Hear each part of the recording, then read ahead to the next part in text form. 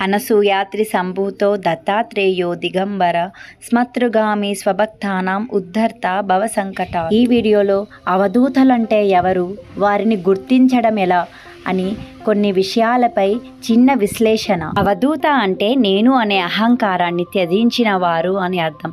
జీవాత్మ పరమాత్మ వేరు కారని తెలుసుకొని ఉన్నది ఒక్కటే అని తెలుసుకొని దేహాన్ని పంచభూతాలకే వదిలి భూమే ఇంటిలా భావించి ఆకాశమే పైకప్పులా తలచి భూమినే పట్టుపరుపుగా స్వీకరించిన వారు అవధూతలు.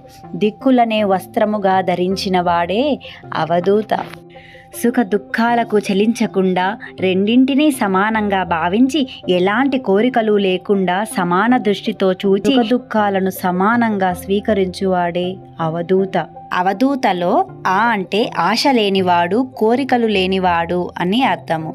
అలాగే వా అంటే వాసనలు లేనివాడు అని అర్థం. ఎలాంటి వాసనలు అంటే పూర్వజన్మపు వాసనలు ఈ జన్మలో కూడా మనల్ని వెంటాడుతూనే ఉంటాయి. వాళ్ళు సాక్షాత్తు పరబ్రహ్మ స్వరూపము కాబట్టి ఎలాంటి వాసనలు వారికి ఉండవు. దు అంటే ధూళిలో ఉండేవాడు అని అర్థము. థ అంటే తత్వజ్ఞాన నిష్ఠులు అని అర్థం. అతడినే అవధూత అని అంటారు. అవధూతలు ఎప్పుడూ నిరాడంబరంగానే ఉంటారు. మనలో మాయ అనేది మనల్ని కమ్మేస్తుంటుంది. దాని వలన మనం యథార్థాన్ని గుర్తించలేము. సాక్షాత్తు ఆయనే పరబ్రహ్మ స్వరూపము అని గుర్తించలేము. దానికి ఎంతో సాధన కావాలి.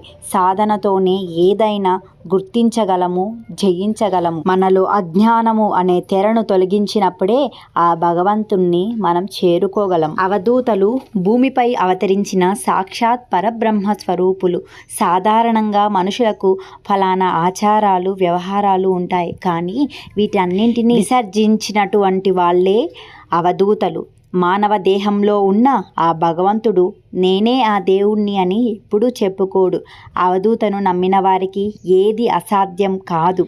శ్రీ షిరిడి సాయిబాబా వారు మానవునిగా వచ్చినప్పుడు ఆయన ఏ రోజు చెప్పుకోలేదు నేను భగవంతుణ్ణి అని. అలాగే శ్రీరాముడు, శ్రీకృష్ణుడు మానవ రూపంలో అవతరించినా కూడా ఏ రోజు వాళ్ళ ప్రత్యేకతను ప్రకటించుకోలేదు. చాలా నిరాడంబరమైన జీవనాన్నే సాగించారు. దైవం మానుష్య రూపేణ అని వింటుంటాము. దానికి ఉదాహరణే ఈ అవధూతలు. వాసుదేవానంద సరస్వతి స్వామివారు మరి ఇంకెందరో ఎన్నో అతిశక్తివంతమైన మంత్రపూరితమైన స్తోత్రాలను మనకి అందించి మనలను ఉద్ధరించడానికే ఈ భూమి మీద అవతరించి వారి తనువుని చాలించారు. కామ మోహాలు ఉండవు. వాటిని కూడా జయించి జన్మ సంబంధంగా వచ్చిన బంధాలను పూర్తిగా విడిచి దేహాభిమానం పూర్తిగా వదులుకొని ఎప్పుడూ పరమాత్మ చింతనలో నిమగ్నమై ఉంటారు. రమణ మహర్షి మనకందరికీ తెలిసిన అవధూత. మన జీవితంలో పుణ్యఫలం ఇవ్వనారంభించినప్పుడు